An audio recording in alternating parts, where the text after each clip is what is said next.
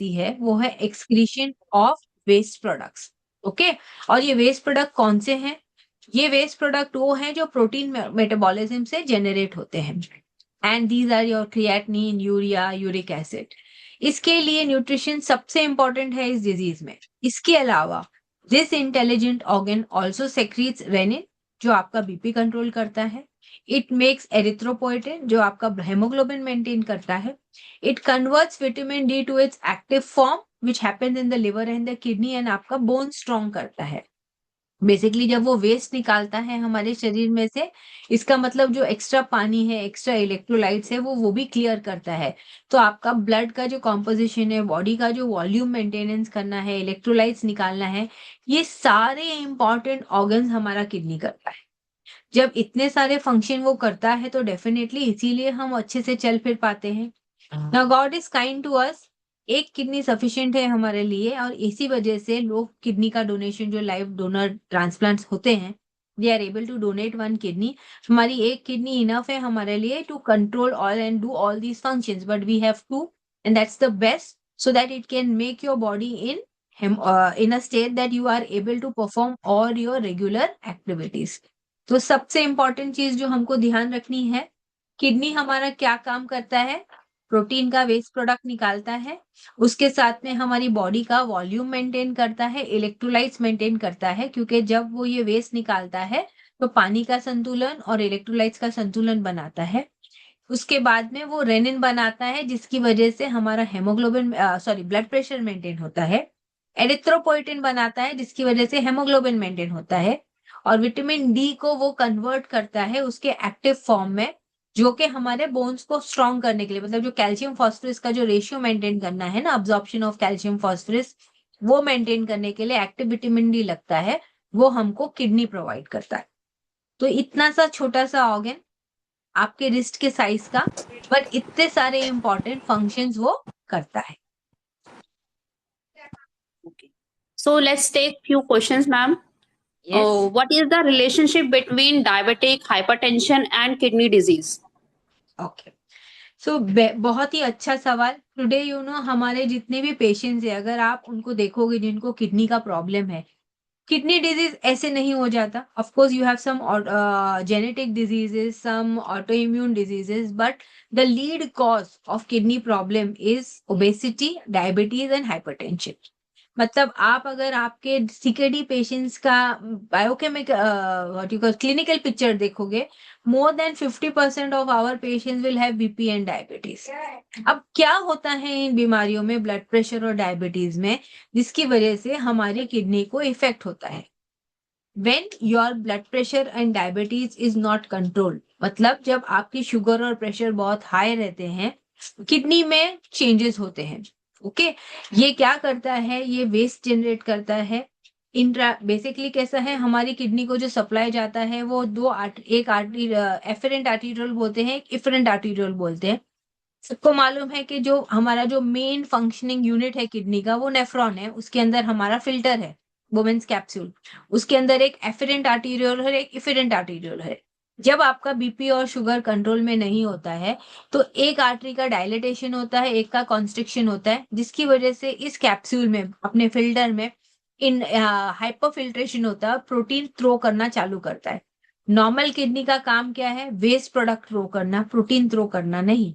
तो जब ये होता है कि आपका बीपी और शुगर कंट्रोल में नहीं रहेगा, तो ऑटोमेटिकली आपकी किडनी को डैमेज होता है, और उसकी वजह से फिर आपको किडनी फेलियर होता है। तो बेसिकली हमें ये जानना जरूरी है कि जिनको बीपी और डायबिटीज है, जिनका वजन ज्यादा है, उनको हाई रिस्क रहता है, अगर उनका ब्लड प्रेशर और शुगर कंट्रोल में नहीं रहेगा, किडनी का प्रॉब्लम होना। इसके अलावा बहुत सारे और जेनेटिक रीजन है, ऑटो इम्यून डिजीजेस है, जिनकी वजह से किडनीज को प्रॉब्लम होता है। बट अगर आप इटियोलॉजी आज देखोगे, क्या क्या रीजन से किडनी का डिजीज ज्यादा बढ़ रहा है, तो बीपी और डायबिटीज लीड में आता है, और ये मेन रीजन है जिसकी वजह से ये होता है हमको ऐसे। Okay. Ma'am, our next question is what is the importance of early nutrition intervention in slowing CKD progression? Very good, बहुत ही important question, very important. See, this is a disease, जैसे हम बोलते हैं ना, chronic kidney disease. Okay, kidney disease दो type का है, एक्यूट किडनी इंजरी बोलते हैं, डिजीज नहीं बोलते, क्योंकि वो एक इंजरी है जो कि रिकवर हो जाता है ऑलमोस्ट मेनी केसेस में 100%।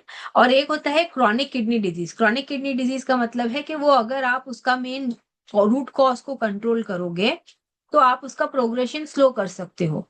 और जैसे हम जानते हैं कि protein is the main waste product जो हमारी किडनी को फ्लश करना पड़ता है, तो अगर अर्ली स्टेजेस में आप अच्छा प्रोटीन दो, लिमिटेड क्वांटिटी जो बॉडी को रिक्वायरमेंट है उतना प्रोटीन दो, आप दोगे तो आप डिले कर सकते हो progression of kidney disease.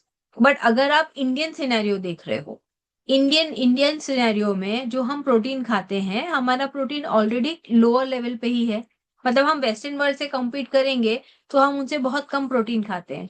Type of protein भी हमारा अलग है, वो लोग एनिमल प्रोटीन खाते हैं, हम वेजिटेरियन प्रोटीन खाते हैं, प्लांट प्रोटीन खाते हैं, राइट।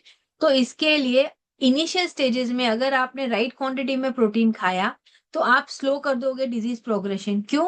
क्योंकि जो मैंने आपको समझाया, जो बीपी डायबिटीज में जैसे होता है कि जो मेटाबॉलिक चेंजेस आते हैं नेफ्रॉन्स में, वो अगर आप प्रोटीन भी ज्यादा लोगे तो वही चेंज दिखते हैं।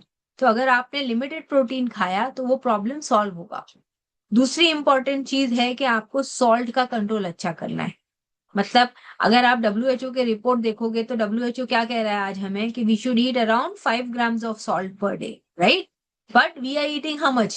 Report are saying we are eating between 8 to 11 grams of salt. तो अगर हम सॉल्ट भी बहुत ज्यादा खाएंगे तो हिडन हाइपरटेंशन रहेगा जो कि हमारे किडनी को फर्दर डैमेज करेगा।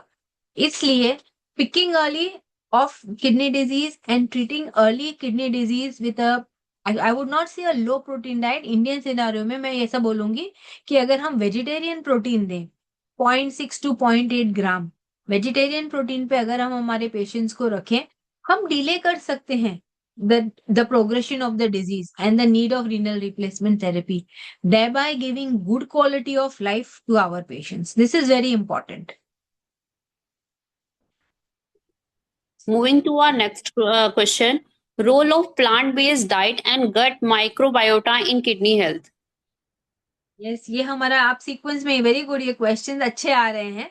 सो अभी जैसे मैंने बोला ना कि एनिमल प्रोटीन क्या करता है, again it causes hyperfiltration in the nephrons. तो ज्यादा प्रोटीन थ्रो होगा और जल्दी जल्दी क्रिएटिनिन का फंक्शन, क्रिएटिनिन बढ़ने लगता है।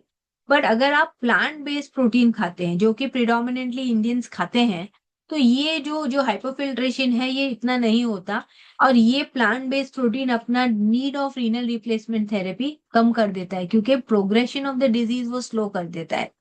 इसके अलावा जो आप प्लांट बेस्ड प्रोटीन खाते हो वो रिच है ऑर्गेनिक फॉस्फोरस में, और ये जल्दी से अब्जॉर्ब नहीं होता क्योंकि फॉस्फोरस, प्रोटीन, पोटेशियम।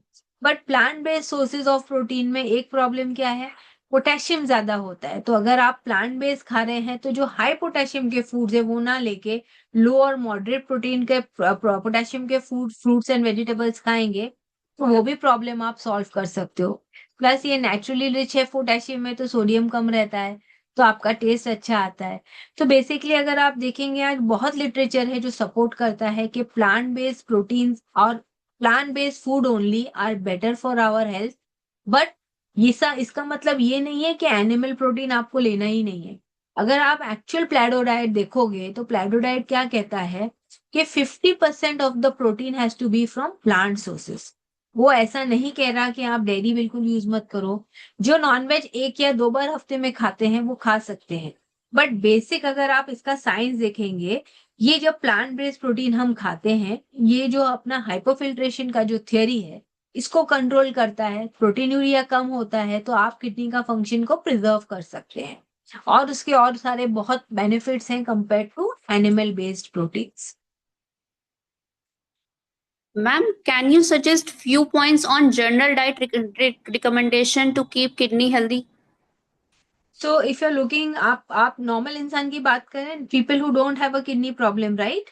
हम नॉर्मल इंसान की बात करें तो जब हम इसकी बात कर रहे हैं तो the most important thing for all of us is to have good health, and good health means manage your weight well as per your height. This is a vicious cycle, you know, disease is a vicious cycle. वजन बढ़ता है, फिर थोड़ा lipids बढ़ते हैं, BP बढ़ता है, sugar बढ़ता है, and then the organ start getting targeted, correct. तो अगर आप मेरे को पूछेंगे तो the most important thing for good health is to eat a balanced diet, predominantly eat vegetarian food, eat foods low in hidden salt and sodium, क्योंकि in our day to day cooking many times we are not using that much amount of packet foods or what you say hidden sodium rich foods, which we in adding of our food in cooking the salt is limited, but when you use a lot of the ultra processed foods then it adds a lot of salt, and this is common for all today. ऐसा नहीं है कि जिनको बीमारियां हैं उन्हें ही कम खाना है, but ultra processed foods very high in sugar salt and maida, ये हम सबको ही अवॉइड करना है टू स्टे हेल्दी एंड अपने वजन पे ध्यान रखना है. See hypertension, sugars, all these are very silent things. Similar is the case with kidney. तो अगर आप अपना ओवरऑल हेल्थ अच्छा रखोगे, वजन मेंटेन करोगे, तो डेफिनेटली बीपी डायबिटीज नहीं आएगा, जो लीड कॉज है किडनी प्रॉब्लम का. जब बीपी डायबिटीज नहीं आएगा और अगर किसी को यदि है भी, उसको आप अच्छे से कंट्रोल करोगे तो ऑटोमेटिकली किडनी फंक्शन पे आपको ध्यान नहीं देना पड़ेगा, मतलब you will not have kidney disease. So overall a vegetarian plant based diet rich in fibre, low in salt with adequate hydration, ये हमारे लिए बहुत जरूरी है even for normal people. Thank you, ma'am, for the explanation. Moving to the next topic, which is on protein management in renal patient. Ma'am, would you like to highlight this? So proteins, I would like to only talk to I mean, we all are dietitians, right? Proteins are the building block for our body. They are needed by our body. Your body needs certain essential amino acids which you have to provide from the diet only, right? So you have to, or you have to make it in the system, depends on how it works. So proteins are very important for our body. Essential amino acids are very important for our body, and you have to provide it from the food. अगर आप खाने में protein नहीं दोगे ये बोल के कि किडनी का पेशेंट है इसको प्रोटीन नहीं देना है, जो कि हमारे पेशेंट्स के साथ बहुत बार होता है when they reach our office. वो लोग क्या बोलते हैं कि हमने दूध बंद कर दिया है, दही खाना बंद कर दिया है, दालें नहीं खाते हैं, बेसन नहीं खाते. तो आप खाते क्या है? सिर्फ रोटी और थोड़ी सी सब्जियां. सब्जियों में भी बहुत परहेज होता है. So protein is not to be restricted in all patients. Most important thing as a nutritionist is that you have to do assessment of protein intake. आप आपके diet recall, diet diaries, food frequency questionnaire से पहले ये जानिए कि patient कितना protein खाता है, किस टाइप का प्रोटीन खाता है, rather than a blanket restriction that सबको लो प्रोटीन डाइट देना है. ऐसा नहीं है. You have to give adequate amount of protein, but yes you do not go to the other extreme. Okay, आपको प्रोटीन रिस्ट्रिक्ट भी करना है बट इतना इतना ज्यादा रिस्ट्रिक्ट भी नहीं करना है कि वो माइल न्यूट्रिशन दे दे. तो हमारा नॉर्मली सजेशन यही रहता है, तो 0.6 टू 0.8 ग्राम ऑफ प्रोटीन पर किलोग्राम बॉडी वेट हमको हमारे पेशेंट्स को प्रोटीन इंटेक देनी है. यदि इससे भी बहुत ज्यादा कोई प्रोटीन खा रहा है तो आपको थोड़ा रिस्ट्रिक्शन देना पड़ेगा, मॉडरेट रिस्ट्रिक्शन. बट सबको ब्लैंकेट रूल प्रोटीन रिस्ट्रिक्ट करना है ऐसा नहीं है. Assessment is very important. So, ma'am, how protein intake affect CKD progression? So again मैंने जब आपको बीपी और डायबिटीज के लिए बताया था, जब हम ज्यादा प्रोटीन खाते हैं तो ये ना हमारे फिल्टर्स जो है ना उसमें हाइपरफिल्ट्रेशन करता है. ये एफरेंट आर्टीरियोल का डायलेटेशन होता है और इफरेंट आर्टीरियोल का कॉन्स्ट्रिक्शन होता है. इंट्राग्लोमेरुलर प्रेशर हमारे किडनीज में अंदर नेफ्रॉन्स में बढ़ता है, उसकी वजह से प्रोटीन थ्रू आउट होने लगता है. तो देर इज प्रोटीन यूरिया, और जब प्रोटीन यूरिया ज्यादा होता है तो किडनी का फंक्शन खराब होने लगता है, क्रिएट बढ़ने लगता है. That means it's throwing out protein, it's retaining the waste product, और इसकी वजह से सीरम क्रिएटिनिन बढ़ता है. तो प्रोटीन हार्मफुल पूरा नहीं है, बट एक्सेस दोगे तो भी प्रॉब्लम है. How? when a kidney is diseased and you're giving it more work by giving a high protein diet, it has to clear the waste products. तो वो काम नहीं कर पाएगी तो definitely there's going to be a problem. So you have to give a moderate restriction of protein. Protein हमारे शरीर के लिए जरूरी है, अमीनो एसिड्स हमारे बॉडी को चाहिए, बट उनको एक्सेस नहीं देना है. अपना कैलकुलेट, हर पेशेंट का रिक्वायरमेंट हमें कैलकुलेट करना है. डाइट को उसके हिसाब से, उसके डाइट के हैबिट्स के हिसाब से हमको मॉडिफाई करके उसको देना है. That's important for us. Okay. What is the difference in protein in need for dialysis versus non-dialysis patient? तो there is a difference definitely जब आप डायलिसिस करते हैं और जब आप डायलिसिस नहीं करते। अभी तक जो हम बात कर रहे थे वो सीकेडी पेशेंट्स जो डायलिसिस पे नहीं है उनकी बात कर रहे थे। बट इन दोनों में फ़र्क क्या है? डायलिसिस कब होता है? जब आपका खुद का किडनी फंक्शन इतना नहीं है कि आप आपके नॉर्मल एक्टिविटीज़ कर पाएँ, आप नाइट्रोजन बैलेंस में रह पाएँ। तो हमें एक्सटर्नली इसको सपोर्ट देना पड़ता है। डायलिसिस इज़ अ प्रोसेस कि आपका वेस्ट प्रोडक्ट सिस्टम में से वो निकालेगा। अब जब ये वेस्ट प्रोडक्ट्स निकालता है, तो बेसिकली ये एक ऐसा प्रोसेस है जहाँ पर वेस्टिंग भी होता है।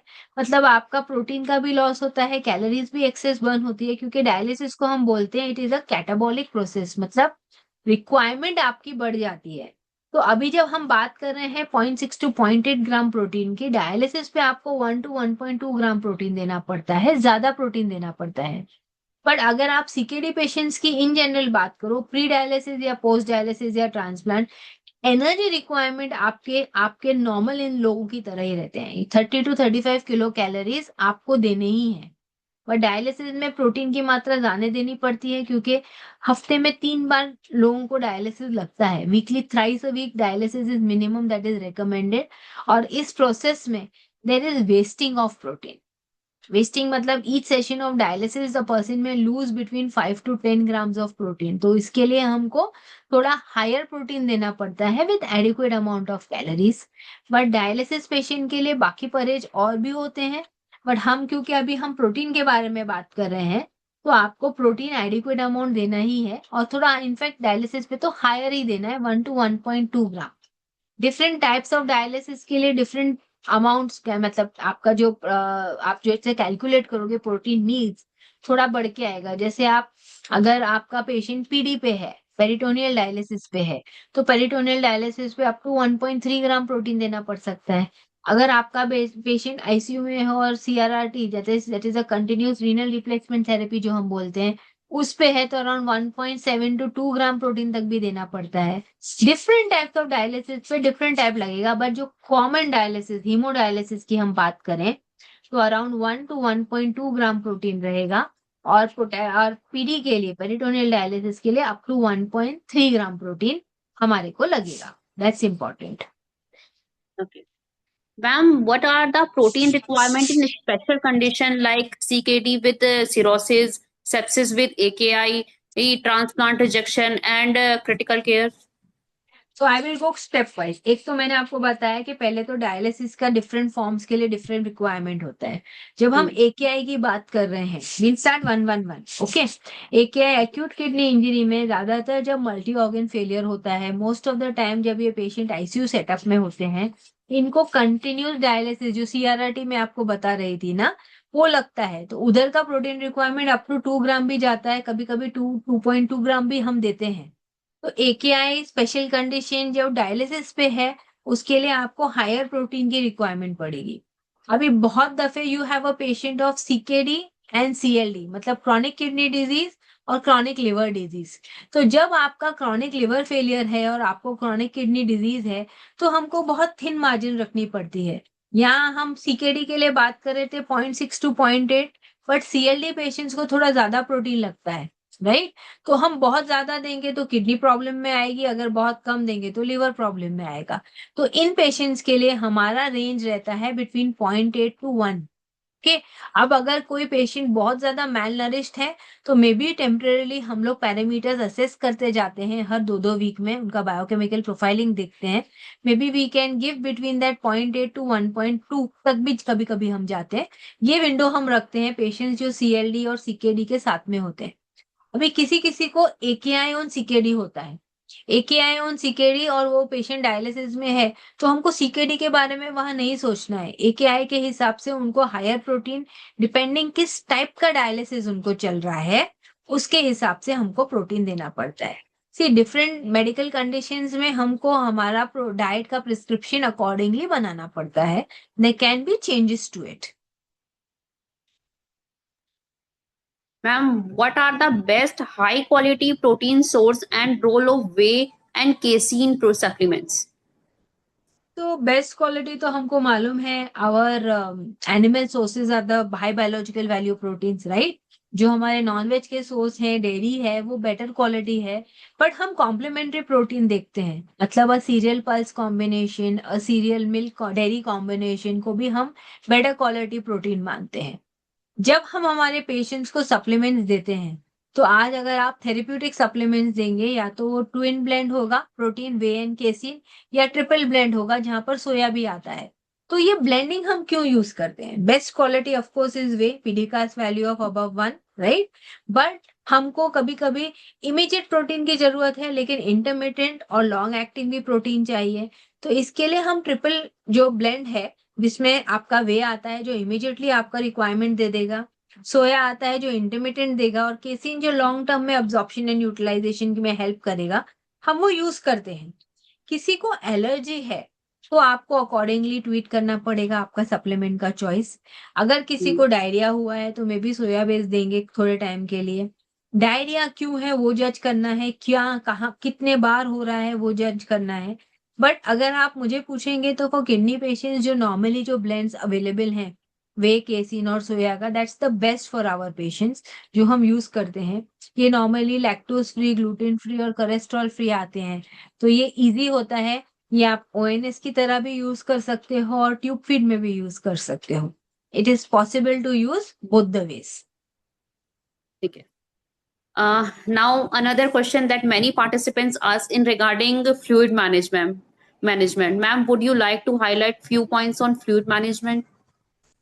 So again fluid management is not the same for all. मैं पहले एक बात बोल दूं, सिंपल चीज जो मैं प्रैक्टिस करती हूँ, previous days urine output plus 500 in CKD patients. But जब हम डायलिसिस की बात करते हैं, मैक्सिमम पेशेंट्स को यूरिन आउटपुट नहीं होता, राइट? तो क्या हम उनको सिर्फ 500 ml देंगे? ऐसा तो नहीं है ना पॉसिबल। फिर हम उसको डॉक्टर के पर, ये this is the purview of the doctor, okay. पर हम डॉक्टर से बात करके मे बी 800 टू 1000 के अप टू 1.2 लीटर हम देते हैं। बट अगर आपके पेशेंट को एडिमा नहीं है, मतलब सूजन नहीं दिख रही है आपको, आपका पेशेंट का वेट स्टेबल है, तो आप प्रीवियस डे का यूरिन आउटपुट प्लस 500 के हिसाब से आपका फ्लूइड अलाउंस कैलकुलेट कर सकते हैं। इम्पॉर्टेंट चीज ये है कि जैसे अभी हो रही है, बहुत गर्मी है अभी, राइट? इस टाइम पे हम जब पेशेंट से बात करते हैं तो हम उनको ट्रेन करते हैं कि आपको देखना है कि आपका रिक्वायरमेंट, ये किसी का रिक्वायरमेंट 1500 हुआ है, just give you an example, okay. But हमारे इंडियन कल्चर में एक चाय तो जरूरी है, तो हम उनको बोलेंगे कि आप 100 ml चाय लो। जितना भी आप लिक्विड ले रहे हो जो कि पानी नहीं है, उसको मेजर करो। आपका उसके जो आपसे आपका 300 ml हो रहा है बाकी लिक्विड, तो 1200 पानी आएगा। पानी की बोतल आप भर के रखो, जो आप दूसरा लिक्विड लेते हो उतना पानी आप निकालते जाओ, ओके। दैट्स द बेस्ट वे। इसके अलावा आपको अपने पेशेंट्स को ट्रेन करना रहता है कि जो भी फूड लिक्विड होता है रूम टेम्परेचर पे, that is has to be counted in liquid. This is the best way of doing it, okay.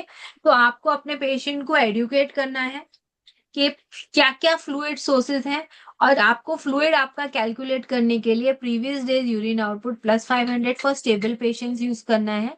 But अगर आपका पेशेंट डायलिसिस पे है और यूरिन आउटपुट है ही नहीं, तो maybe then you need to discuss with the nephrologist. But the routine restriction जो हम देते हैं is between 800 to 1.2 ml, 1.2 litre, sorry, इतना हम फ्लूइड का अलाउंस देते हैं। Okay. So one question which we receive is we want to know about importance of fluid balance in kidney disease. Fluid balance तो इंपॉर्टेंट है ना। अगर fluid balance नहीं है तो पेशेंट ब्रेथलेसनेस होगा, और इन पेशेंट्स में आपको मालूम है कि कार्डियक स्टेटस भी अच्छा नहीं होता। So it is going to tax the heart which is the pump. तो आपको फ्लूइड अलाउंस के बारे में तो बहुत अच्छे से ध्यान रखना है। पर जब आप फ्लूइड का रिस्ट्रिक्शन देखते हैं तो सिर्फ फ्लूइड नहीं आता, सॉल्ट हैंडी आता है, सोडियम हैंडी आता है। तो ये कॉम्बिनेशन है ना। आप अकेले सॉल्ट और सोडियम की बात कर सकते हैं पेशेंट के साथ में, ना अकेले फ्लूइड, ये साथ में आता है। You have to calculate the salt intake, the sodium intake and the fluid intake का गाइडेंस आपको पेशेंट को साथ में देना पड़ता है। फ्लूइड और सॉल्ट भी अगेन ऐसा फिक्स रूल नहीं है कि 2 ही ग्राम लेना है कि 3 ही ग्राम लेना है, राइट? उसका भी हमारा रेंज होता है depending upon the patient requirement. So मैं आपको एक बात सीधा बोल रही हूँ, आपको जो मोस्ट इंपॉर्टेंट है अपने पेशेंट के लिए, हमारे को हमारे पेशेंट का न्यूट्रिशनल स्क्रीनिंग और असेसमेंट करना है, रिपीट स्क्रीनिंग और असेसमेंट रीअसेसमेंट करते रहना है, हमारा न्यूट्रिशनल डायग्नोसिस बनाना है और हमारे न्यूट्रिशनल डायग्नोसिस के हिसाब से हमको उसका न्यूट्रिशन का प्रिस्क्रिप्शन बनाना है। अगर हम ये प्रोसेस हर बार जितनी दफे भी हम वो सेम पेशेंट को देखेंगे, हम फॉलो करेंगे, हम कोई पॉइंट मिस नहीं करेंगे। बिल्कुल। Okay. How to calculate fluid requirement for CKD and dialysis patients? वही हमने अभी बात किया ना, सीकेडी हाँ. के लिए तो आप previous days urine output plus 500 कर लोगे, बट डायलिसिस पेशेंट जिनके पास यूरिन आउटपुट नहीं है उसके लिए हम 500 तो अकेले नहीं रख सकते, तो हम उसको क्या करेंगे, we will give 800 to 1000 ml per day, वैसे हम देंगे। How to calculate fluid in Rayleigh tube patient when patient output is nil and almost nil?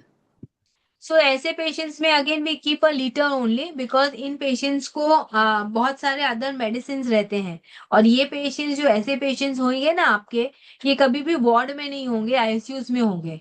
तो आईसीयूज में डॉक्टर्स के साथ में जब हम राउंड लेते हैं तो we see what is the fluid calculation which we don't do, the doctors do, and we sit with them, say the patient needs to be given 1.5 liter of fluid in the full day and they need 500 for their medicines.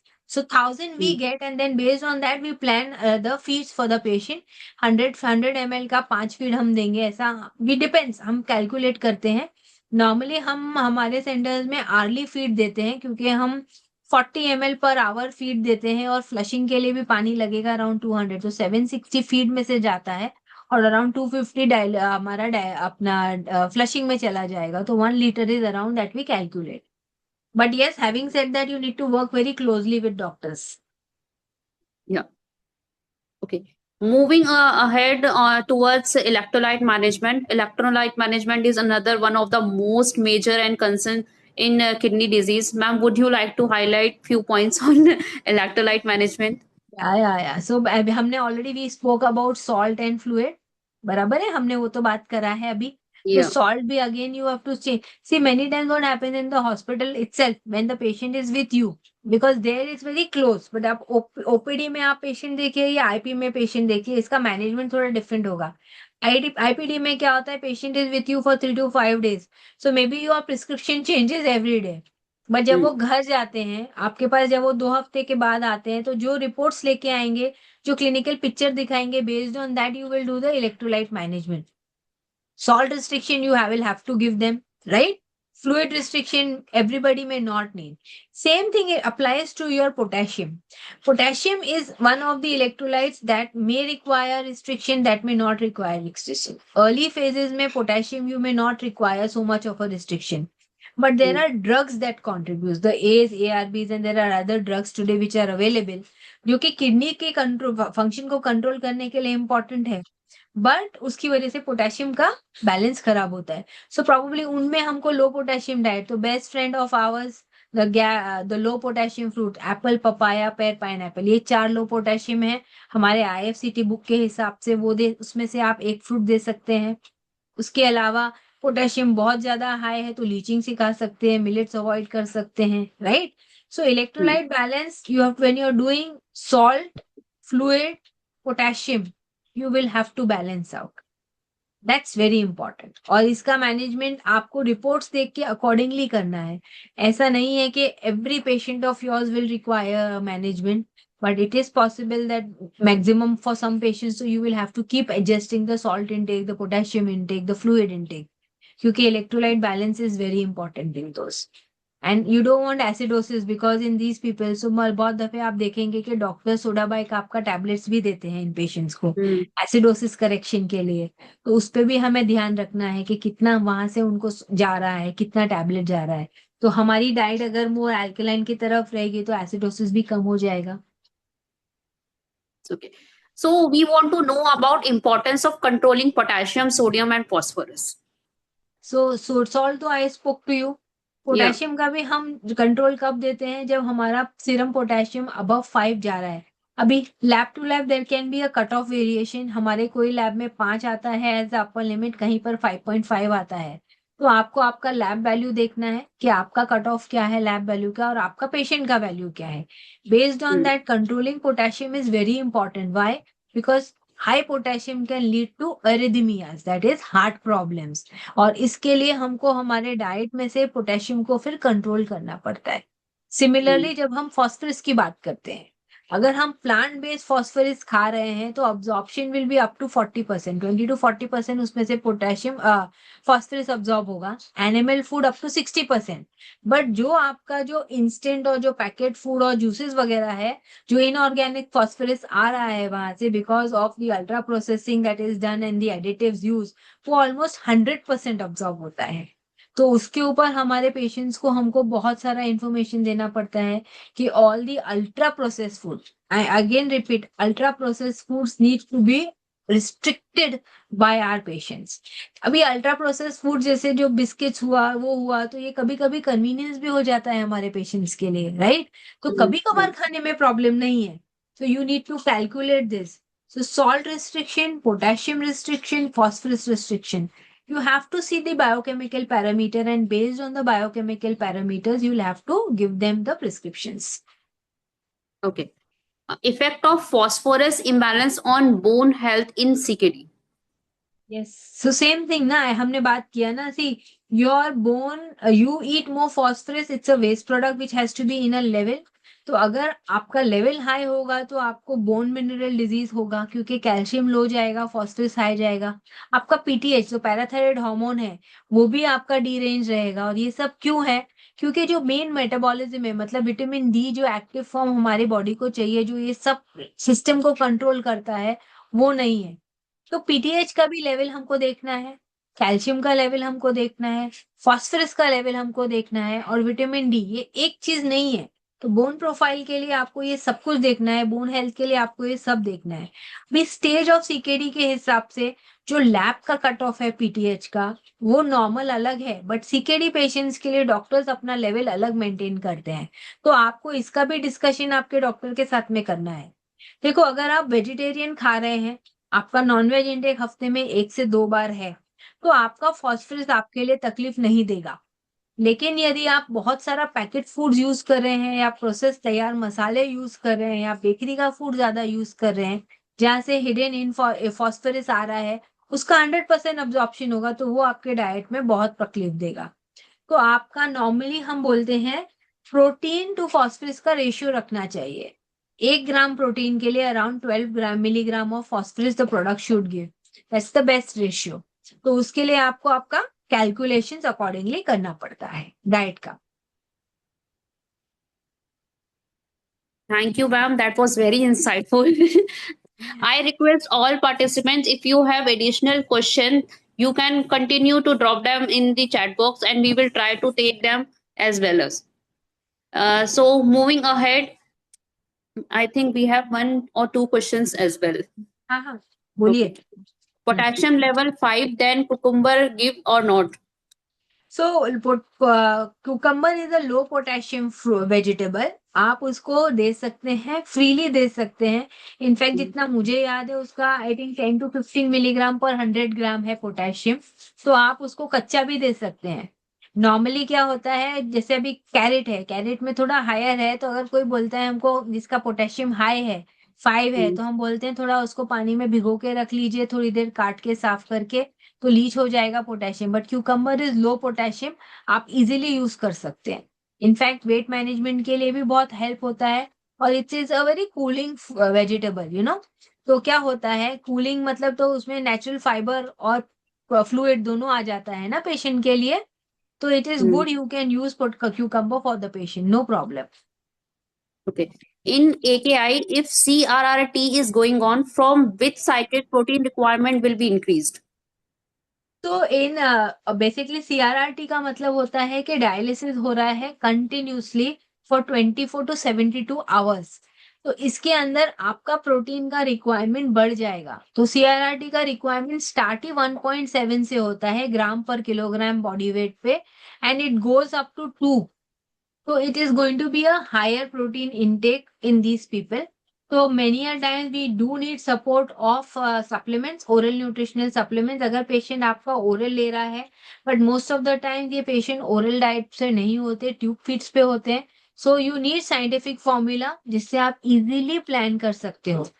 In patients में the lot of adjustments can be done because this is a continuous process.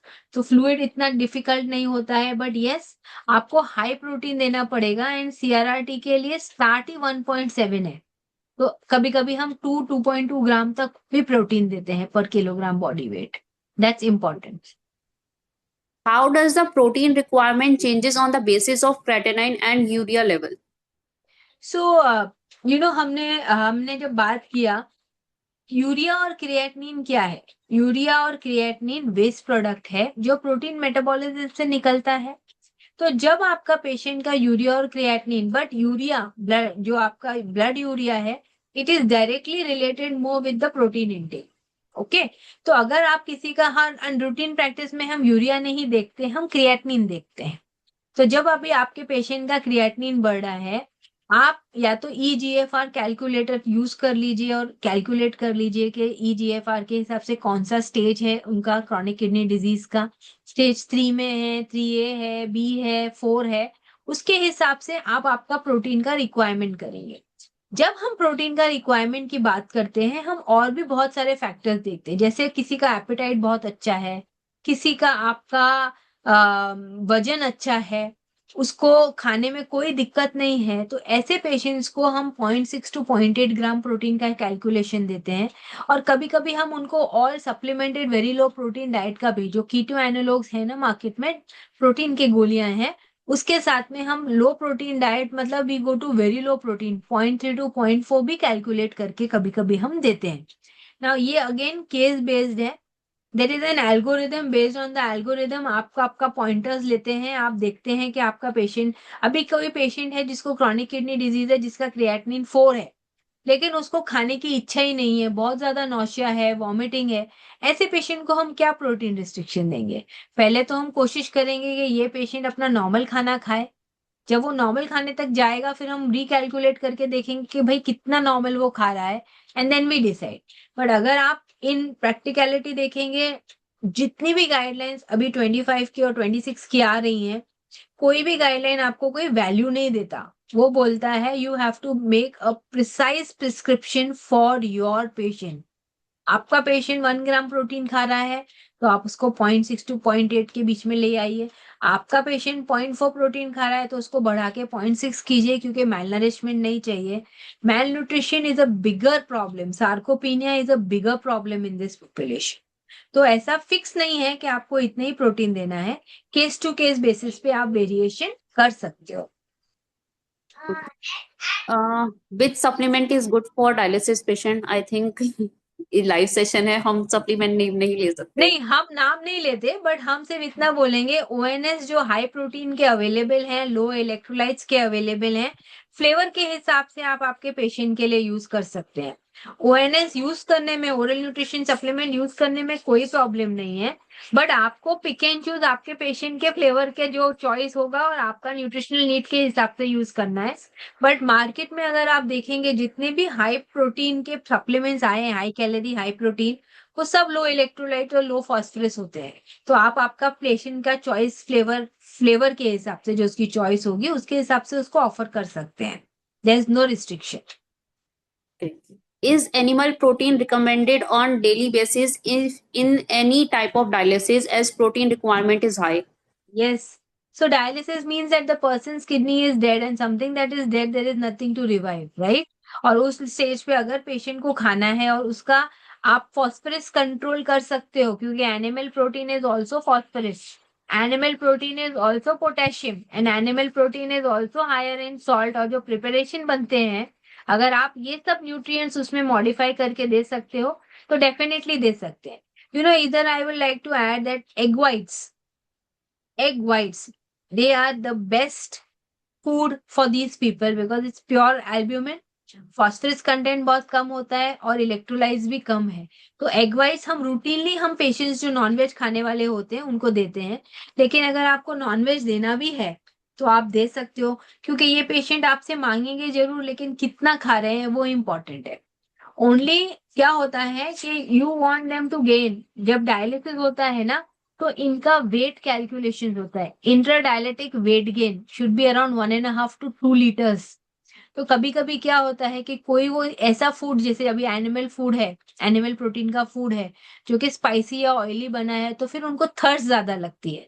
तो you have to counsel them for that angle also, कि आप खाइए, but उसका preparation ऐसा होना चाहिए कि आपको ज्यादा प्यास नहीं लगे, क्योंकि अगर उन्होंने ज्यादा पानी पिया, then again interdialytic weight gain will become more. तो उधर अल्ट्रा फिल्ट्रेट ज्यादा करेंगे तो उसके अलग अपने प्रॉब्लम्स चैलेंजेस रहते हैं। So there are lot of things in this that you have to check. देने में कोई दिक्कत नहीं है, you can definitely plan for it. Okay. Ma'am, please highlight the protein requirement in plasma exchange therapy. So plasmapheresis is a therapy which is used before transplant, or sometimes when some toxins have to be removed. There also it is a protein is normal protein or slightly higher protein, उसमें भी कोई variation नहीं है। Dialysis को जैसे आप treat करते हैं वैसे ही आपको ये ट्रीट करना है।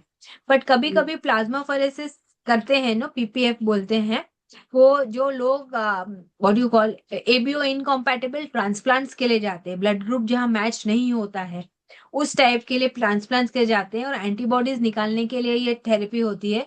तो वो पेशेंट डायलिसिस पे होगा, तो डायलिसिस की तरह ही आपको डाइट देना है, कोई डिफरेंस नहीं है उधर। Okay. If patient in ICU and body weight not available, then how we calculate the protein? Very good question जिसने भी पूछा है। तो if you have worked in the ICU, you will know that from tibia height of the patient the doctors can calculate the height and they can tell you the ideal body weight of the patient. But ये हमें नहीं आता, उन्हें आता है। वो लोग tibia की हाइट मेजर करते हैं और उससे उसका height calculation is a formula, of course formula basis पे उसका अप्रोक्सीमेट हाइट लेते हैं, कैलकुलेट करते हैं, then based on that height you can calculate the ideal body weight for the patient. That can be done. Okay. How much gram of protein given to patient if patient is on CKD but albumin level is low and urea creatinine level is high but patient deny for dialysis? So again, if the albumin level is low, urea creatinine is high, and he doesn't want to do dialysis, that means we are heading for problem. क्योंकि this means that this patient is developing sarcopenia, that is protein energy wasting. So probably in patients में then we don't ask for a 0.6 gram of protein, but we ask for 50% high biological value protein with 0.8 gram factor to be used to calculate the intake. But having said that, इस पेशेंट्स का जब उनका creatinine और urea high है, albumin low है, मतलब they need renal replacement therapy. तो अगर उनको आपको तैयारी करनी है, तो you will have to do their cal counts on regular base, do the diet diary calculations for calorie and protein, and you can keep 0.8 gram of protein. But again, case to case, there can be a variation. Okay. Ma'am, now moving ahead toward dietary planning and practical nutrition. So we want to know about diet planning for high creatinine level. I think we will discuss. So basically, जब हम basically I think people want to what people are asking is how. तो आपके जब आप diet plan करते हो, जब आपने आपका असेसमेंट कर लिया है, न्यूट्रिशनल स्क्रीनिंग और असेसमेंट कर लिया है, आपने आपका न्यूट्रिशन प्रिस्क्रिप्शन बना लिया है, आई नो कि मुझे 40 ग्राम प्रोटीन देना है, बट इसका 50% हाई बायोलॉजिकल वैल्यू प्रोटीन देना है, मतलब 20 ग्राम्स तो मेरा डेफिनेटली। तो कॉम्प्लीमेंट्री प्रोटीन से मैं उसको फर्स्ट क्लास करूं, कि मैं एग वाइट यूज कर लूं, कि मैं कोई ओएनएस का सप्लीमेंट यूज करने वाली हूँ, डिपेंड नहीं करेगा, पेशेंट टू पेशेंट। तो ये आपको ऐसे बताना कि इतने एक्सचेंज ये यूज करो, इतने एक्सचेंज ये करो, प्रैक्टिकल नहीं है। आपको आपका प्रिस्क्रिप्शन बनाने के बाद में पेशेंट के साथ बैठना है, पेशेंट का डाइट हैबिट, उसका कल्चरल वैल्यूज, एथिकली घर पे क्या क्या बनता है, मतलब ट्रेडिशनली कभी कभी क्या होता है, आप ट्रेडिशनल फूड पेशेंट को दो तो पेशेंट ज्यादा अच्छे से खाते हैं। तो आपको इस सब पे ध्यान करना पड़ेगा, और वो तो आपके ही कैलकुलेशन, आपका ही काउंसलिंग में वो आएगा, तभी हम डिसाइड कर पाएंगे कि पेशेंट को अपने को क्या देना है। That's very important. Uh, can you tell us about low potassium versus high potassium foods and vegetable and their leaching method? तो लो पोटेशियम फ्रूट्स में तो आपको मैंने बताया, एप्पल, पपैया, पेयर, पाइनएप्पल, ये 4 फ्रूट्स हैं जो लो पोटेशियम के लिए हम यूज करते हैं, जो हमारे को फ्रीली अवेलेबल रहते हैं थ्रू आउट द ईयर। इसके अलावा बाकी मॉडरेट में आते हैं थोड़े और थोड़े हाई में आते हैं, तो वो हम पेशेंट को सिर्फ इतने ही बोलते हैं कि आप हफ्ते में 4 बार ये खाइए, एक बार जो और इच्छा का फल है वो आप खा लीजिए। When you are hmm. Talking of leaching, dals, pulses, vegetables का लीच कर सकते हैं। तो लीचिंग का प्रोसेस कैसा होता है, वेजिटेबल को लेके क्लीन करके पील कर लीजिए, अच्छे से पानी से धो लीजिए 3 to 5 वाटर्स। अब आपके पोटेशियम, सीरम पोटेशियम लेवल के हिसाब से या तो आप उसको गर्म पानी में 30 मिनट सोक करके रख दीजिए, जब पोटेशियम इज बिटवीन 5 to 5.5। हम सिर्फ सोक हम्म। करने को कहते हैं गर्म पानी में। लेकिन किसी का पोटेशियम 6 एंड अबव है, तो हम बोलते हैं ये प्रोसेस फॉलो करने के बाद फ्रेश वाटर लीजिए, उसको बॉईल करिए, वेजिटेबल को उसके अंदर रख के, बॉईल हुआ 1 मिनट तक, 60 सेकेंड्स बॉईल करके गैस स्विच ऑफ करके पानी ड्रेन करके वही सब्जी को थोड़े ठंडे पानी में डाल दीजिए। तो क्या उससे टेक्सचर मेंटेन हो जाता है सब्जी का। फिर से वो पानी फेंक दीजिए। Around, I mean this is an assumption, but 40 to 60% potassium ऐसे लीच हो जाता है। अगेन, जो भी आप आटा यूज करते हो वो आटे को हम्म। छान के यूज कीजिए, क्योंकि पोटेशियम अपर कवर में ज्यादा रहता है। तो थोड़ा रिफाइंड फ्लावर रहेगा ना, तो पोटेशियम की मात्रा कम हो जाती है। फॉर एग्जाम्पल, अभी दूसरी चीज, टी, चाय, जितनी कड़क चाय आप बनाओगे या चाय में आप मसाले डालो या जिंजर डालो या लेमन ग्रास डालो, तो पोटेशियम कंटेंट बढ़ जाएगा। तो सिंपल प्लेन माइल्ड टी पीना अच्छा है, 1 से 2 cup. So these are all tips and tricks for potassium intake. How to manage diet with multiple complications like CKD with diabetic or liver disease? तो that we discuss ना, तो जब diabetes है, CKD है और सीएलडी है, क्रॉनिक लिवर डिजीज है, हम्म। तो हमको प्रोटीन की इनटेक पे ध्यान रखना पड़ता है, क्योंकि protein requirement of CLD patients higher रहता है और सीकेडी का कम रहता है। तो सीकेडी का 0.62 है, बस सीएलडी का 1 to 1.2 है। तो हम अराउंड 1 ग्राम प्रोटीन हमारे पेशेंट्स को देते हैं, लेकिन हम हम्म। उनका लिपिड प्रोफाइल, रीनल प्रोफाइल और लिवर प्रोफाइल चेक करते रहते हैं कि भाई हम एक चीज को ट्रीट करने में दूसरा तो प्रॉब्लम नहीं दे रहे। दूसरा इंपॉर्टेंट चीज कि ये पेशेंट डायबिटिक भी होगा तो भी हम इसका कैलोरी एडिक्वेट देंगे, ताकि we are leaving the protein for the its job and not using that protein as an energy source. तो 30 to 35 किलो कैलोरी प्रोटीन हम यूज करते हैं इन केसेस में, क्योंकि इनका एपेटाइट अच्छा नहीं होता है, ओएनएस का यूज ज्यादा होता है। क्योंकि इन लोग के हम्म। एपेटाइट अच्छे नहीं होते, तो हमारा कैलोरी और प्रोटीन कैसे आएगा, खाने में से आएगा नहीं। और इन लोग का एक और इम्पोर्टेंट डिस्ट्रिक्शन होता है सॉल्ट। सी सीकेडी में कभी कभी हम 4 ग्राम सॉल्ट देते हैं, बट सीएलडी पेशेंट में तो 2 से 3 ही ग्राम रहता है, right.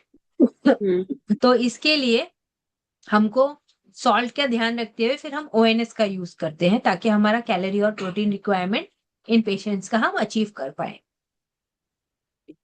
Strategies to prevent malnutrition and improve patient adherence.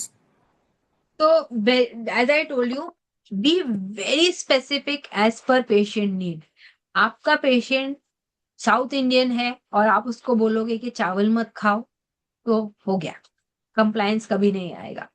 आपका पेशेंट किस एरिया से है, उसका एथनिक बैकग्राउंड क्या है, उसके हिसाब से उसका चॉइस क्या है फूड का, उसके हिसाब से जब आपका प्रिस्क्रिप्शन बनेगा, तो ऑटोमेटिकली आपका पेशेंट का कंप्लायंस बेटर होगा। And again, early you start the better. Unfortunately ये सीकेडी के पेशेंट्स हमारे पास स्टेज 4 या स्टेज 5 तक पहुंचते हैं, तो तब आप क्या कर पाएंगे। लेकिन टुडे हम बहुत सारे पेशेंट्स को अर्ली स्टेजेस में देख रहे हैं, thanks to the corporate culture, जहाँ मैंडेटरी है हेल्थ चेकअप करना, और उसमें से हम्म। बहुत दफे इन लोगों को पिक हो जाता है, कि अभी जस्ट स्टार्ट हुआ है, डायबिटीज आया है, बीपी आया है, और अब इनको ये किडनी का प्रॉब्लम आ रहा है, तो उसके हिसाब से हम उनका डाइट मॉडिफाई कर सकते हैं। Okay. Ma'am, we want to know about the nutrition in hepatorenal syndrome and cardiorenal syndrome. So hepatorenal syndrome, तो अभी हमने हिपैटोरेनल सिंड्रोम की ही बात करी, कि जब सीएलडी और सीकेडी की बात करी। कार्डियोरेनल सिंड्रोम में again fluid and salt is a bigger challenge compare to the protein. Probably protein हम 0.8 ग्राम रखेंगे, बट उसमें हमको पोटेशियम, सोडियम और फ्लूइड पे ज्यादा, रीनल एंड किडनी पेशेंट्स में हमको उस पे ज्यादा ध्यान रखना पड़ता है, क्योंकि ये लोग ओवरलोड से आते हैं। इनके लिए पोटेशियम कंट्रोल करना बहुत इंपॉर्टेंट होता है, क्योंकि अरिदमियाज नहीं चाहिए हार्ट के लिए, राइट। तो इसके लिए आपको आपका इलेक्ट्रोलाइज रेगुलर मॉनिटर करना पड़ता है, फ्लूइड चेक करते रहना पड़ता है। एंड अगेन मेल न्यूट्रिशन नहीं चाहिए इन पॉपुलेशंस में। तो कैलोरी इनटेक एडिक्वेट चाहिए with normal protein intake, low salt, low potassium and low fluid intake. ये जरूरी होता है कार्डियक रीनल सिंड्रोम में। बट हेपेटो तो हमने ऑलरेडी बात किया है। Okay. Diet for renal transplant patient and post transplant rejection. तो first we'll talk of immediately जो लोग किडनी फेलियर में हैं, जो डायलिसिस पे थे और अब किडनी ट्रांसप्लांट के लिए जाते हैं। Post transplant diet is divided into 3 phases.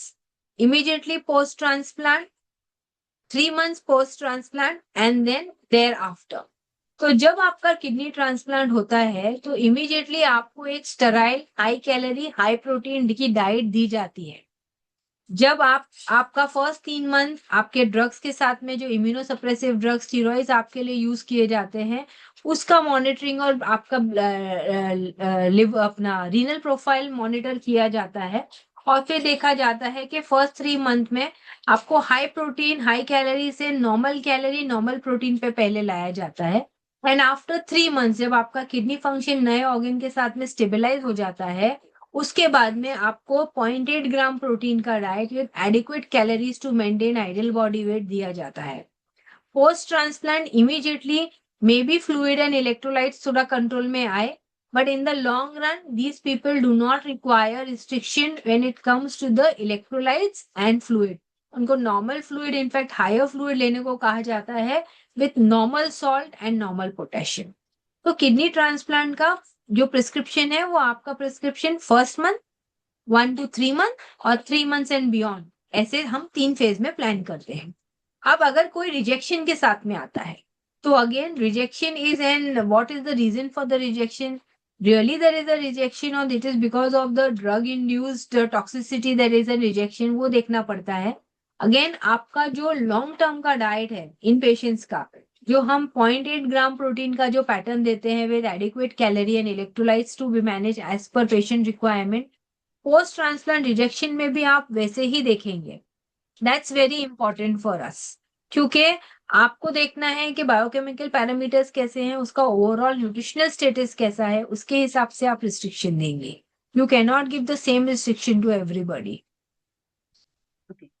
Nutrition in pregnancy related kidney complications.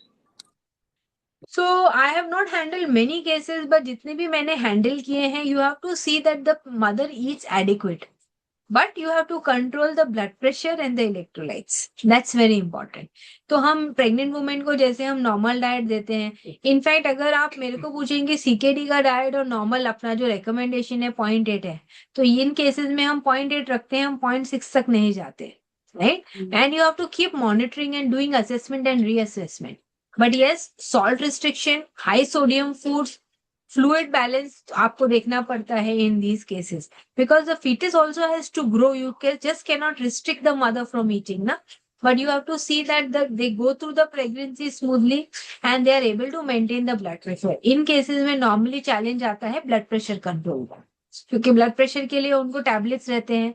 And in general जो अभी का ट्रेंड हम देख रहे हैं, protein is not our challenge in India. Our challenge is salt intake or the hidden sodium and the salt that we are getting in our diets. That's a bigger challenge for us. तो उसके ऊपर हमको इन pregnant ladies में काम करना पड़ता है, because their appetites are not much and they have nausea, and also again medicine pill burden is there. So you need to really give them small and frequent meals. Protein you can keep to 0.8 with 30 to 35 calories, but salt you'll have to keep around 3 to 4 grams. इसमें बहुत strict salt restriction नहीं देते हैं।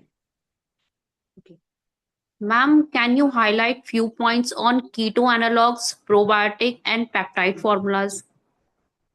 तो one by one, I'll go probiotics first. Probiotics in CKD, there are a lot of literature which is there, but then again these are expensive. I in routine practice don't use. In few cases I use where I see the benefit is more because of the pill burden. Okay, but probiotics literature is showing that they are good. Coming to peptides, now ऐसा नहीं है कि अपने kidney patients को वे और casein या सोया based products नहीं दे सकते, पेप्टाइड बेस्ड ही देना है। But you know a lot of gut issues, gut dysbiosis is seen in kidney patients. So there would be people who may benefit from peptide formularies. So you may use it, but it doesn't mean that you can only use that.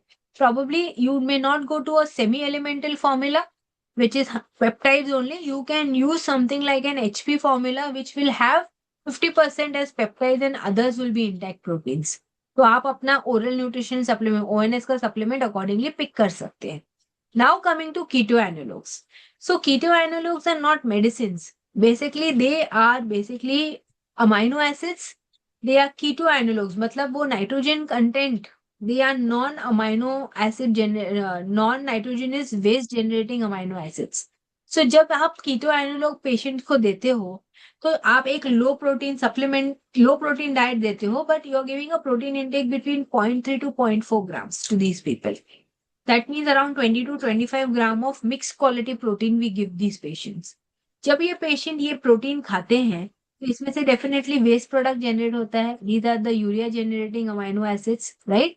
तो ये कीटो analogues इसमें से nitrogen absorb करते हैं and they get converted to the essential amino acid जिसका ये keto analogue है.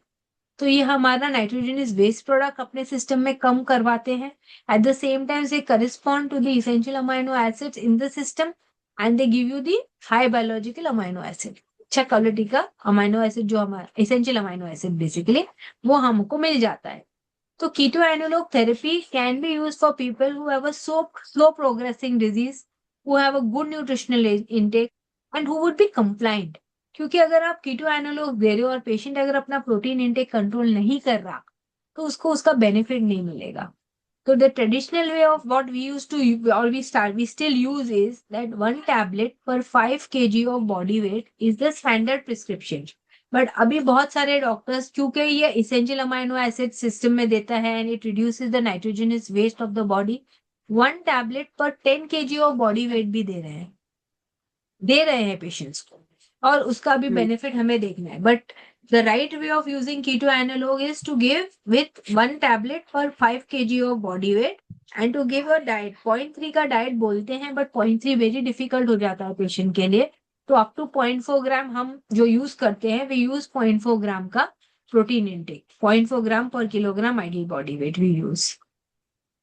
Okay. Misconception about protein supplement worsening kidney injury. It's not a misconcept, people have use it. देखो हमारी सबकी बॉडी, हम जब नॉर्मल है तो हमें अराउंड 0.8 टू 1 ग्राम प्रोटीन खाना है. जब किडनी का प्रॉब्लम है तो 0.8 टू 1 ग्राम खाना है, करेक्ट. तो there can be a very सब. जब एक्सरसाइज करते हैं ना लोग, स्पोर्ट्स पीपल हुए जो फिटनेस फ्रीक्स हैं जो बहुत ज्यादा एक्सरसाइज करते हैं, उनका प्रोटीन रिक्वायरमेंट ज्यादा होता है नॉर्मल इंसान से. बट वो लोग क्या करते हैं वहां पर, वो लोग वो जो सप्लीमेंट्स यूज करते हैं उसमें बहुत सारे अदर इंग्रेडिएंट्स होते हैं जो हमें नहीं मालूम. प्लस वो बहुत हाई प्रोटीन होता है. Like I give you a classic example. I had a patient who was 21 year old, gym जाता था. He was planning to go to US and उसके लिए हेल्थ चेकअप किया और उसका क्रिएटिनिन कुछ 1.5 टू 1.8 आया. The parents got worried. The parents came and actually उसका बायोप्सी प्लान था कि उसको फिर भी डॉक्टर ने बोला कि एक दफे हम न्यूट्रिशनल असेसमेंट करवा लेते हैं, let me see. And when I actually calculated this child's intake, he was taking 150 grams of protein. He was taking a supplement which was giving 30 gram of protein per scoop. And वो खाना नहीं खा रहा था. He was not eating food that much, but वो ये supplement 4 से 6 scoop ले लेता था. अभी आप मुझे बोलिए क्रिएटिनिन बढ़ेगा कि नहीं बढ़ेगा, बिकॉज यू इंक्रीजिंग. तो यहाँ पर you have to understand the calculation of creatinine. Creatinine is a waste product which is generated from protein metabolism. But वो सिर्फ प्रोटीन मेटाबॉलिज्म से जनरेट नहीं होता, आपके मसल से भी जनरेट होता है. अगर मैं प्रोटीन ज्यादा खाऊंगी तो मेरा मसल डेवलप होगा. मसल डेवलप होगा तो वहां से भी वेस्ट बढ़ेगा. प्लस मैं प्रोटीन ज्यादा खा रही हूँ तो क्रिएटिनिन बढ़ेगा ना. This child I requested the doctor that give 1 weeks time, stop with the protein supplement and put him on a normal diet. एक हफ्ते के बाद उसका क्रिएटिनिन 1.1 आया. This person would have been subjected to kidney biopsy. So this is the significance of doing a good recall. You will have to know the in and out, and protein is not bad, I again repeat, but how much your body needs, you have to take only that much. Excess लेंगे तो problem है. Ma'am, can you tell us about new research about renal nutrition? इतना insightful session रहा है, अब new research भी चाहिए हमें. तो अभी तो बहुत कुछ चल रहा है, जैसे अभी हमने बात किया, पहले लोग लो प्रोटीन के बारे में बात कर रहे थे, अब प्रोटीन प्रोटीन के ऊपर बात कर रहे हैं कि सार्कोपीनिया नहीं चाहिए, right? So there is more work going on when it comes to renal nutrition. Today there is a lot of work going on pre and probiotics. तो गट ब्रेन एक्सेस हमने सुना था, अब गट किडनी एक्सेस है. That is also important, and you really need to read a lot for all these things. See, probiotics, prebiotics. Prebiotics, if you ask me, there are a lot of work which has been done on fiber. Now we are working on exercise also, importance and significance of exercise. ये सब नई चीजें चल रही हैं. Of course, the science is talking about doing different organ transplants, but kidney transplant के लिए newer stem cell वगैरह आ रहा है, but that is still not developed. But nutrition wise if you ask me, पहले लोग लो प्रोटीन की बात कर रहे थे, अब हम जो इतने साल से बात कर रहे थे कि एडिक्वेट कैलोरी इनटेक दो और सॉल्ट कम करो, now we are there. So, and there are a lot of work going on all this. Assessment of patient, good quality life, exercise and fitness. ये सब भी important है ना. किडनी पेशेंट है तो इसका ये मतलब तो नहीं है कि हेल्थ नहीं रहेगी. You have to live a normal and healthy life still with the disease that you have. That's very important. Okay. So let's be talk about lifestyle management and prevention also. Yeah. How much water you can recommend for a daily individual, for a healthy individual? So if I have whatever I practice, मैं आपको वो बोलूंगी. I always tell everybody that you have to drink as per your thirst. That's the best judgment. I'm talking for normal people. अगर आपके शरीर में कोई deficiency है ना, there is a craving, right? तो आपको normally ऐसे बोलते हैं कि 1.5 to 2 liters is the requirement of fluid. But I believe that in this scorching heat now, you will need more than 3 liters. So you have to drink water as per your thirst is what I strongly believe that we should be doing it. This is for normal people. And of course, prevention is the best medicine. तो जैसे हमने पहले ही बार मैंने आपको बोला था कि ये साइकिल है. आप आपके वेट पे ध्यान दीजिए, आपका हेल्दी प्लेट पे ध्यान दीजिए. NIN has done a beautiful plate for us. Ideally speaking, उस प्लेट से अगर हम खाएंगे, हमको हमारा कैलोरी मिल रहा है, प्रोटीन मिल रहा है, विटामिन मिल रहा है, मिनरल मिल रहा है, हमको सारा फाइबर आ रहा है, पानी भी उन्होंने ग्लास रख के साइड में दिखा दिया है कि वो भी इंपॉर्टेंट है. So each person requirement is different. अभी जैसे बहुत लोग कहते हैं कि डायबिटीज है और आप कार्बोहाइड्रेट दे रहे हो, क्योंकि प्रोटीन 10% के नीचे आ जाता है जब हम हमारा कैलोरीज कैलकुलेट करते हैं प्रोटीन में से. And again we don't want to take that protein for calories, right? But अगर मैं 60% हमारा प्रोटीन कार्बोहाइड्रेट्स देती हूँ, ये 60% कार्बोहाइड्रेट मतलब almost 200 to 250 gram of carbohydrate. I aim complex carbohydrate, I don't aim simple carbohydrate. जब मैं 30% ऑफ एनर्जी बोलती हूँ फैट में से, I aim good quality fat. I am not looking at trans and saturated fats only. तो अगर आप आपका प्लेट हेल्दी करोगे, अगर आप अपना जो फूड है उसको प्रॉपरली चैनलाइज करोगे, प्रॉपर पोर्शंस लोगे and take the right food, right combinations, you will be away from diseases. But talking of lifestyles, smoking, alcohol is a complete no. Exercise is a must. So सिर्फ food correct करके नहीं होता, आपके habits important है, आपका exercise important है, आपकी sleep भी इंपॉर्टेंट है. Today's youngsters, they will watch Netflix late in the night, right? And they will not sleep at the right time. So sleep is also equally important. अगर आप अपना पूरा चैनलाइज करोगे, आपका पूरा सिस्टम प्रॉपर बनाओगे, you'll be away from diseases. And I think this goes a long way to prevent the non-communicable diseases and diseases like chronic kidney disease, chronic liver failure, and heart troubles. Very important. Food to avoid or limit to protect kidney health So वही ना, all your for ultra healthy processed foods. individual. Yeah, healthy individuals. So ultra processed foods, not a complete no, too much of deep fried, too much of sugar, too much of salt. These are some things that has to be a complete no. Occasionally it is okay. Everybody likes to indulge into it, but not a regular habit. That is not good. I request my participants, if you want to ask live, Please open your cameras and ask your question.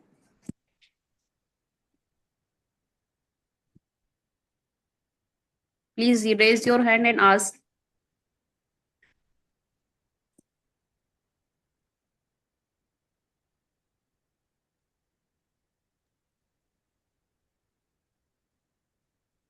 Okay. Most of the time, doctor has advised low protein diet along with albumin supplement 2 scoop to 3 scoop.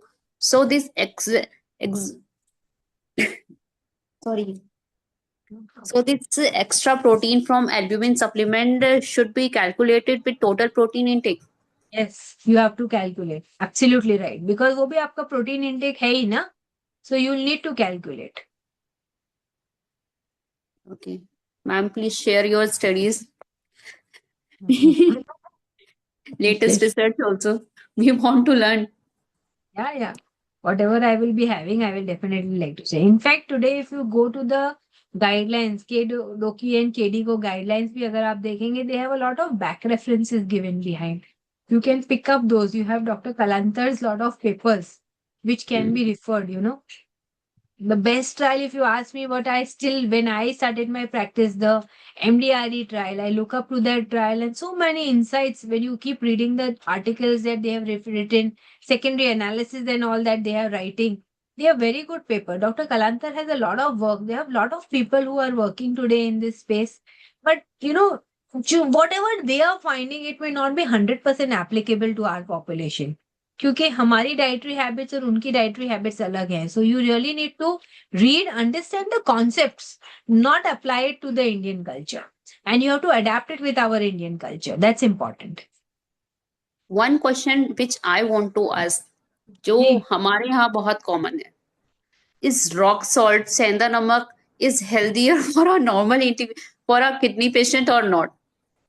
सो सिंधा नमक और संचल और सिंधो the rock salt pink salt black salt जो भी आप बोल लो ये पोटेशियम बेस्ड सॉल्ट है और किडनी पेशेंट्स के लिए अच्छा नहीं है बहुत दफे उनको खाने में से पोटेशियम को हमको रिस्ट्रिक्ट करना पड़ता है ये सॉल्ट्स की वजह से तो ये नहीं अपना iodise salt is best whichever brand you want to use you use I have no problem but iodise salt in 3-4 जो भी आपके डाइटिशियन आपको बोलते हैं हमारे पेशेंट्स को हमको यही बोलना है कि iodise salt is the best salt of course there are some pathies where it is potassium losing enteropathies यहाँ पर आपका पेशेंट का पोटेशियम थ्रू आउट हो रहा है और उसका सीरम लेवल्स लोअर साइड पे जाता है इन केसेस में हम ये सारे सॉल्ट्स यूज करते हैं जो कि पोटेशियम बेस्ड सॉल्ट्स हैं बट रूटीन सीकेडी पेशेंट्स के लिए अपना regular white salt is the right salt to be used क्योंकि वहां पर एटलीस्ट बाकी मिनरल्स तो नहीं आ रहे तो सोडियम ही आएगा सोडियम क्लोराइड ही जाएगा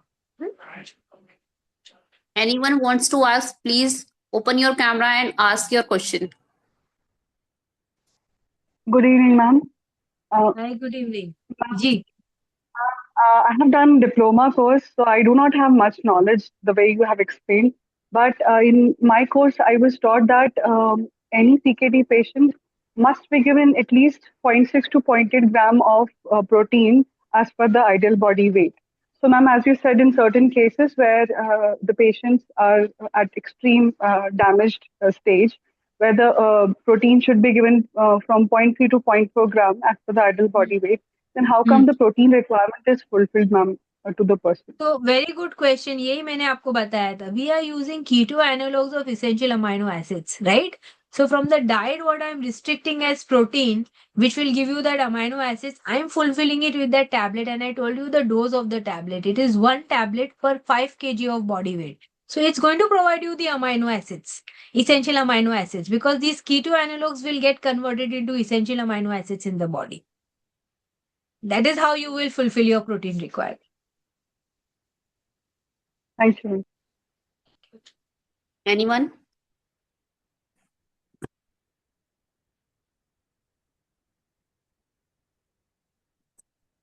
Please open your camera and ask.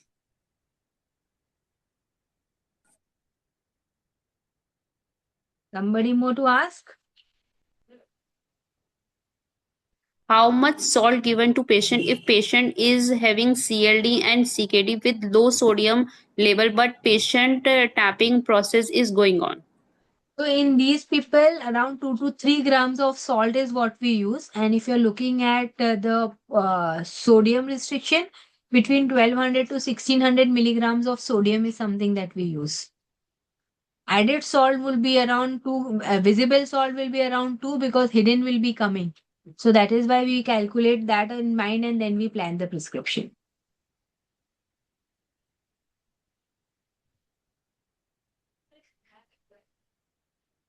Okay. Anyone?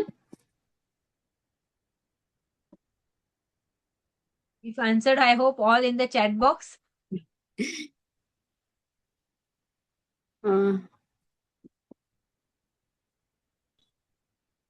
Thank you, ma'am. Oh, thank you. okay. Thank you so much, ma'am, for sharing such valuable knowledge with us and patiently answer so much questions. And thank you all the participants for your enthusiasm, participation, and today's successful itna success हुआ ना ये session. I Thank really you very thank you much. for all for patiently answer and patient for your answering and listening, especially the audience who listen so Yeah, patiently. very, very important. Thank you so much for having me for this हाँ. program. Thank you very much. I also request all the participants, please share your feedback and also request you all, please register for our new series also that is coming next month, 2.0 series on Ask Me Anything, which is very, very, very insightful. And I request all the participants, please switch on your cameras for your quick photos and sweet, sweet memories.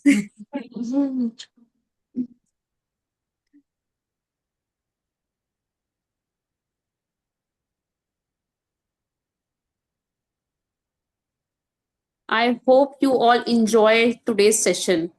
Yeah. So thank you all. Thank you, Ritima, for having me with you all. Thank you so much. Yeah. Thank you, ma'am, and have a nice Bye. day. Same to you. Bye. Take care. Bye, ma'am. Bye. Thank you, ma'am. Thank you. Bye all. Bye.